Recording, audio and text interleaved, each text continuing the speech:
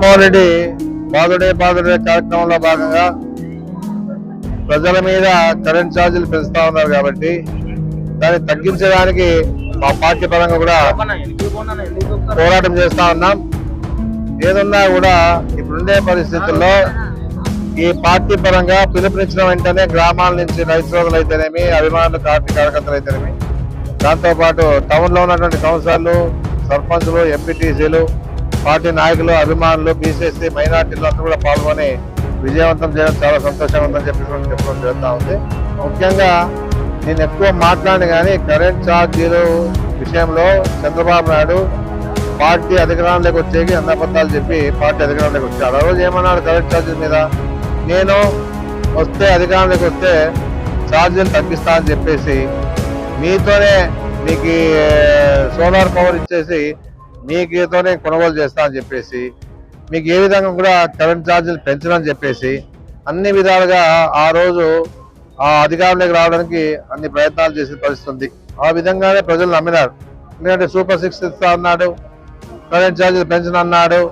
ఏ రకంగా కూడా ఏదో వస్తాన ఆశతో ప్రజలంతా కూడా ఈరోజు చంద్రబాబు నాయుడు గెలిపించి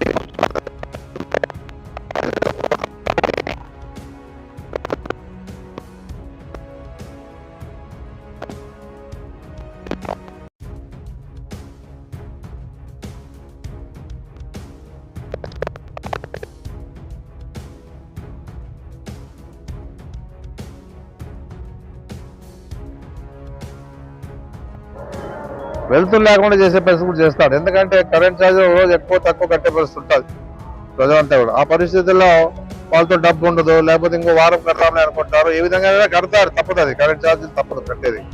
మన అవకాశం ఇప్పుడు ఇచ్చే పరిస్థితి లేదు. ఎందుకంటే ఇమ్మీడియట్ గా రీఛార్జ్ చేసుకుంటేనే ఇంత వెళ్తుంటారు అనేది కూడా ప్రజలు గమనించాలని చెప్పేసి కోరుతా ఉన్నాను. ఎన్ని అబద్ధాలు చెప్పినా అంటే అన్ని అబద్ధాలు చెప్పి ఈరోజు ఏ మీటింగ్ లో చూసినా, ఎన్ని మీటింగ్ లో చూసినా కూడా కరెంట్ ఛార్జీల విషయం ఎక్కువ చెప్పడం జరిగిందని చెప్పేసి కూడా మనం చూసాం. ఈ విధంగా చెప్పి ఈ రోజు ప్రజల మీద భారం వేస్తా ఉంటే ఏ విధంగా ఊరుకోవాలి మేమంతా పార్టీ పరంగా? ఏదన్నా కూడా ఆ రోజులో జగన్మోహన్ రెడ్డి గారు కొద్దిగా పెంచితే అబద్ధాలు 7 సార్లు పెంచినా అని చెప్పేసి అబద్ధాలు చెప్పి నేను వస్తే ఛార్జీలు తగ్గిస్తా అని చెప్పేసి మాట్లాడే మాట కూడా ఉన్నాయి. మళ్ళీ ఈ రోజు ఏం సమాధానం చెప్తారో చంద్రబాబు నాయుడు చెప్పాలని చెప్పేసి కోరుతా ఉన్నాను. ఎంతసేపు ఉన్నా మీ పార్టీ అధికారంలోకి వచ్చినామంటేనే ప్రజలు మర్చిపోతాం, ఇచ్చిన హామీలు మర్చిపోతాం. ఏ రకంగా కూడా ప్రజలు గుర్తురారు.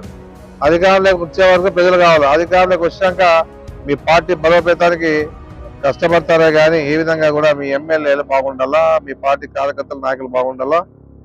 అదే కాకుండా మీరు అన్ని విధాలుగా రాష్ట్రంలో ప్రజల మీద భారం వేసి ముందు పోవాలని చెప్పేసి ఆలోచన తప్ప ఇంకోటి లేదని చెప్పేసి కూడా ప్రజలు గమనించాలా.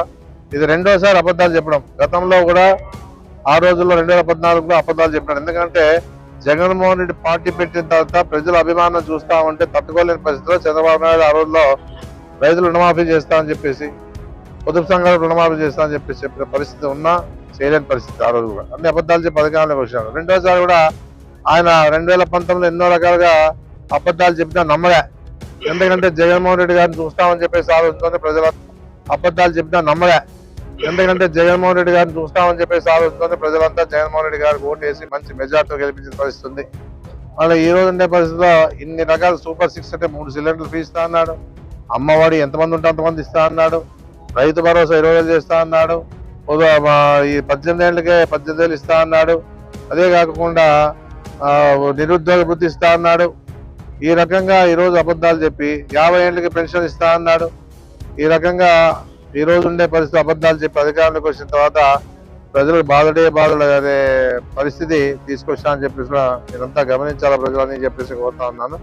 ఏదన్నా ఆ రోజుల్లో ఉండే పరిస్థితిలో జగన్మోహన్ రెడ్డి ఇచ్చిన వాడిని నిలబెట్టుకుంటూ ఏదన్నా కూడా ఆయన పరిపాలన ఏ విధంగా ఉందో ప్రజలు గమనించారు. ఏదన్నా ఆ రోజుల్లో డెవలప్మెంట్ అయింది. నాడు నేడు కింద స్కూల్ బాగానే, నాడు నేడు కింద హాస్పిటల్ బాగానే, మనకు ఆధునిక డెవలప్మెంట్ భాగంగా మెడికల్ కాలేజ్ ఇచ్చాడు, డిగ్రీ కాలేజ్ ఇచ్చాడు, బైపాస్ రోడ్ ఇచ్చాడు. అన్ని విధాలుగా మన మున్సిపాలిటీ తరఫున కూడా గ్రామ జిల్లా డెవలప్ చేసాం, కాంప్లెక్స్ కట్టిస్తా ఉన్నాం. ఇక్కడ గ్రామాల్లో గడప కూడా ప్రభుత్వం ద్వారా వచ్చిన నిధులతో డెవలప్మెంట్ రోడ్లు వేసాం. మళ్ళీ ఈ రోజు ఈ రకంగా మనమంతా కూడా మన పార్టీ పరంగా ఆ రోజుల్లో చేస్తే, జగన్మోహన్ రెడ్డి ముఖ్యమంత్రిగా ఉన్నప్పుడు చేస్తే ఈ రోజు ఉండే పరిస్థితిలో ఒకటేసారి